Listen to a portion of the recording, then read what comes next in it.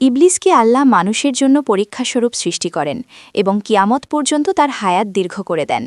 মানুষকে আল্লাহর পথ থেকে বিচ্যুত করার জন্য ও তাকে ধোঁকা দেওয়াই শয়তানের একমাত্র কাজ। সে মানুষকে বলে কুফুরি কর, কিন্তু যখন সে কুফুরি করে তখন শয়তান বলে, আমি তোমার থেকে মুক্ত, আমি বিশ্বপ্রভু আল্লাহকে ভয় করি। হাসর ৫৯/১৬। অন্যদিকে যুগে যুগে নাবী, রাসূল ও কিতাব পাঠিয়ে আল্লাহ মানুষকে সত্যপথ প্রদর্শনের ব্যবস্থা অব্যাহত রাখেন। বাকারা ২/১১৩। আদম থেকে শুরু করে শেষ নবী মোহাম্মদ সাল্লাল্লাহু আলাইহি ওয়াসাল্লাম পর্যন্ত ১,২৪,০০০ পয়গাম্বর দুনিয়াতে এসেছেন এবং বর্তমানে সর্বশেষ এলাহি গ্রন্থ পবিত্র কুরআনের ধারক ও বাহক মুসলিম ওলামায়ে কেরাম শেষ নবীর ওয়ারিস হিসেবে আল্লাহ প্রেরিত ওহির বিধানসমূহ বিশ্বব্যাপী পৌঁছে দেবার দায়িত্ব পালন করে যাচ্ছেন। মায়েদা ৫/৬৭। পৃথিবীর চূড়ান্ত ধ্বংস তথা কিয়ামতের অব্যাহতকাল পূর্ব পর্যন্ত এই নিয়ম জারি থাকবে। শেষ নবীর ভবিষ্যৎবাণী অনুযায়ী পৃথিবীর এমন কোনো বস্তি ও ঝুপড়িঘরও থাকবে না যেখানে আল্লাহ ইসলামের বাণী পৌঁছে দেবেন না। এতদসত্ত্বেও অবশেষে পৃথিবীতে যখন আল্লাহ বলার মতো কোনো লোক থাকবে না, অর্থাৎ প্রকৃত তাওহীদের অনুসারী কোনো মুমিন বাকি থাকবে না, তখন আল্লাহর হুকুমে প্রলয় ঘনিয়ে আসবে এবং কিয়ামত সংঘটিত হবে।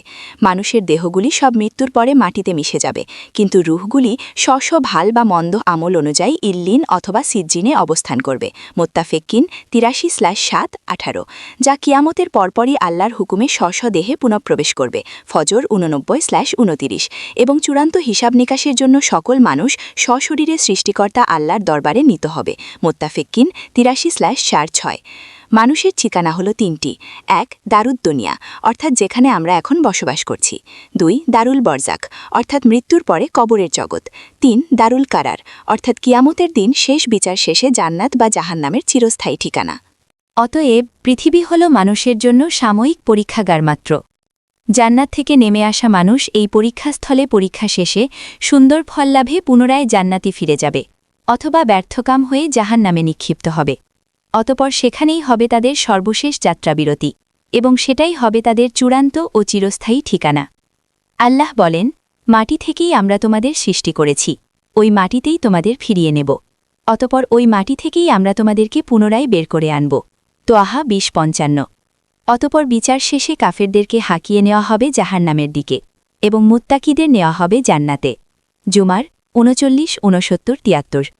এভাবেই সেদিন জালেম তার প্রাপ্য শাস্তি ভোগ করবে এবং মজলুম তার যথাযথ প্রতিদান পেয়ে ধন্য হবে। সেদিন কারো প্রতি কোনরূপ অবিচার করা হবে না। বাকারা ২:২৮-১। উল্লেখ্য যে হজরত আদম আলাইহিস সালাম সম্পর্কে পবিত্র কুরআনের ১০টি সূরায় ৫০টি আয়াতে বর্ণিত হয়েছে। এক্ষুনি আদম সৃষ্টির ঘটনাবলী কোরআনে যেভাবে বর্ণিত হয়েছে তার আলোকে সারসংক্ষেপ আমরা তুলে ধরার প্রয়াস পাব ইনশাআল্লাহ। আল্লাহ একদা ফেরেশতাদের ডেকে বললেন, আমি পৃথিবীতে খলিফা অর্থাৎ প্রতিনিধি সৃষ্টি করতে চাই। বলো, এ বিষয়ে তোমাদের বক্তব্য কি? তারা সম্ভবত ইতিপূর্বে সৃষ্ট জিন জাতির তিক্ত অভিজ্ঞতার আলোকে বলল, হে আল্লাহ, আপনি কি পৃথিবীতে এমন কাউকে আবাদ করতে চান যারা গিয়ে সেখানে ফাসাদ সৃষ্টি করবে ও রক্তপাত ঘটাবে? অথচ আমরা সর্বদা আপনার হুকুম পালনে এবং আপনার গুণগান ও পবিত্রতা বর্ণনায় রত আছি। এখানে ফেরেশতাদের উক্ত বক্তব্য আপত্তির জন্য ছিল না, বরং জানার জন্য ছিল। আল্লাহ বললেন, আমি যা জানি তোমরা তা জানো না। বাকারা ২:৩০। অর্থাৎ আল্লাহ চান এই পৃথিবীতে এমন একটা সৃষ্টির আবাদ করতে যারা হবে জ্ঞান ও ইচ্ছা শক্তি সম্পন্ন এবং নিজস্ব বিচারবুদ্ধি ও চিন্তা গবেষণা সহকারে স্বেচ্ছায় সজ্ঞানে আল্লাহর বিধানসমূহের আনুগত্য করবে ও তার ইবাদত করবে। ফেরেশতাদের মতো কেবল হুকুম তামিলকারী জাতি নয়। এখানে খলিফা বা প্রতিনিধি বলে জিনদের পরবর্তী প্রতিনিধি হিসাবে বনু আদমকে বোঝানো হয়েছে, যারা পৃথিবীতে একে অপরের প্রতিনিধি হবে। ইবনু কাসির। অথবা এর দ্বারা আদম ও পরবর্তী ন্যায়নিষ্ঠ শাসকদের বোঝানো হয়েছে, যারা জনগণের মধ্যে আল্লাহর আনুগত্য ও ইনসাফপূর্ণ শাসক প্রতিষ্ঠার মাধ্যমে আল্লাহর প্রতিনিধিত্ব করবে। কেননা ফাসাদ সৃষ্টিকারী ও অন্যায় রক্তপাতকারী ব্যক্তিরা আল্লাহর প্রতিনিধি নয়। ইবনু জারির।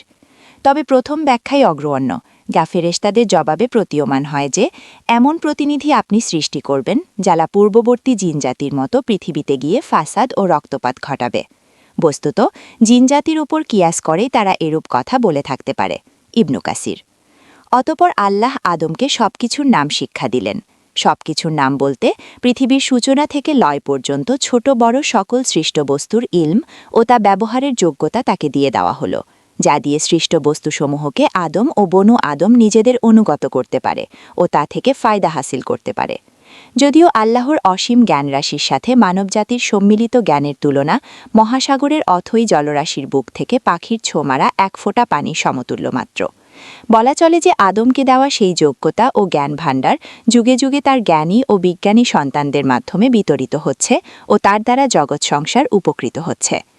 আদমকে সবকিছু নাম শিক্ষা দেওয়ার পর শ্রেষ্ঠত্ব প্রমাণের জন্য আল্লাহ তাকে ফেরেশতাদের সম্মুখে পেশ করলেন। কুরআনে কেবল ফেরেশতাদের কথা উল্লেখিত হলেও সেখানে জিনদের সদস্য ইবলিসও উপস্থিত ছিল। কাফ 18:50। অর্থাৎ আল্লাহ চেয়েছিলেন জিন ও ফেরেশতা উভয় সম্প্রদায়ের উপরে আদমের শ্রেষ্ঠত্ব প্রমাণিত হোক, এবং বাস্তবে সেটাই হল। তবে যেহেতু ফেরেশতাগণ জিনদের চেয়ে শ্রেষ্ঠ ও উচ্চ মর্যাদা সম্পন্ন, সেজন্য কেবল তাদের নাম নেওয়া হয়েছে। আর দুনিয়াতে জিনদের ইতিপূর্বেকার উৎপাত ও অনাচার সম্বন্ধে ফেরেশতারা আগে থেকেই অবহিত ছিল, সে কারণ তারা মানুষ সম্বন্ধেও একইরূপ ধারণা পোষণ করেছিল এবং প্রশ্নের জবাবে নেতিবাচক উত্তর দিয়েছিল। উল্লেখ্য যে আল্লাহ জিনজাতিকে আগেই সৃষ্টি করেন গণহনে আগুন থেকে, হিজর 15:27, কিন্তু তারা অবাধ্যতার চূড়ান্ত করে। আদমকে ফেরেশতাদের সম্মুখে পেশ করার পর আল্লাহ ফেরেশতাদেরকে ওইসব বস্তুর নাম জিজ্ঞেস করলেন, কিন্তু সঙ্গত কারণেই তারা তা বলতে পারল না। তখন আল্লাহ আদমকে নির্দেশ দিলেন এবং তিনি সবকিছুর নাম বলে দিলেন।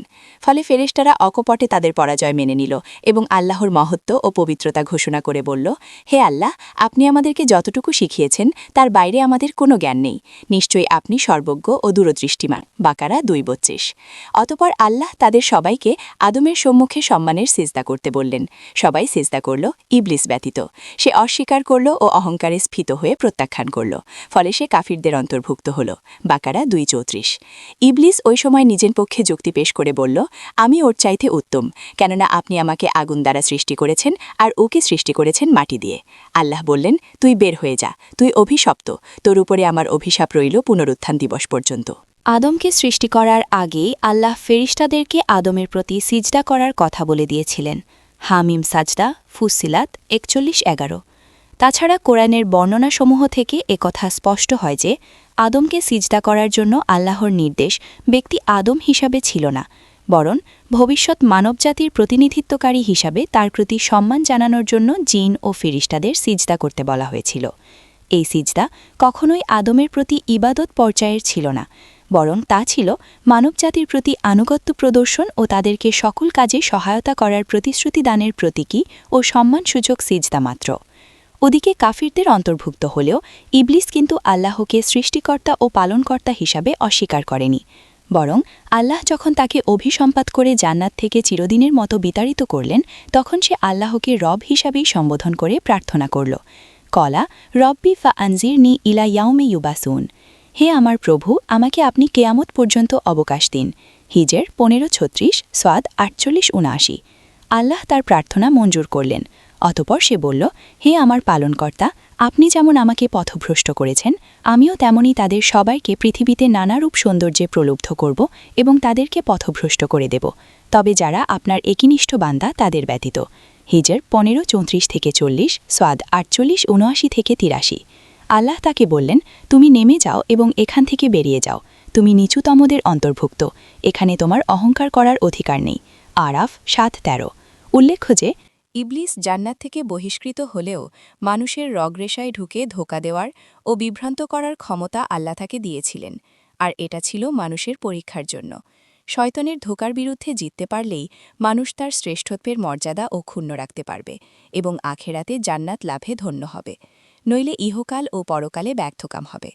মানুষের প্রতি ফেরেশতাদের সিজদা করা ও ইবলিসের সিজদা না করার মধ্যে ইঙ্গিত রয়েছে এ বিষয়ে যে মানুষ যেন প্রতি পদে পদে শয়তানের বকায় সতর্ক থাকে এবং আল্লাহর প্রতি আনুগত্যের মাধ্যমে নিজের শ্রেষ্ঠত্বের মর্যাদা অক্ষুণ্ণ রাখে। আদমের 5টি শ্রেষ্ঠত্ব। 1. আল্লাহ তাকে নিজ দুহাতে সৃষ্টি করেছেন।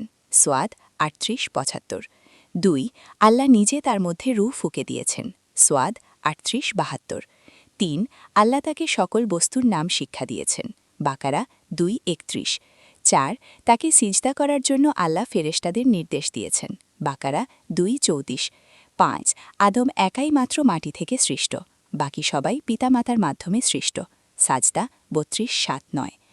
ইবলিসের অভিশপ্ত হওয়ার কারণ ছিল তার কিয়াস। সে আল্লাহর আদেশের বিরুদ্ধে যুক্তি পেশ করে বলেছিল, আমি আদমের চাইতে উত্তম, কেননা আপনি আমাকে আগুন দিয়ে সৃষ্টি করেছেন এবং তাকে সৃষ্টি করেছেন মাটি দিয়ে। হিজর 29। মুহাম্মদ ইবনু সিরিন বলেন, আউয়ালু মান কাসা ইবলিস, প্রথম কিয়াস করেছিল ইবলিস। হাসান বাসরিও অনুরূপ বলেছেন।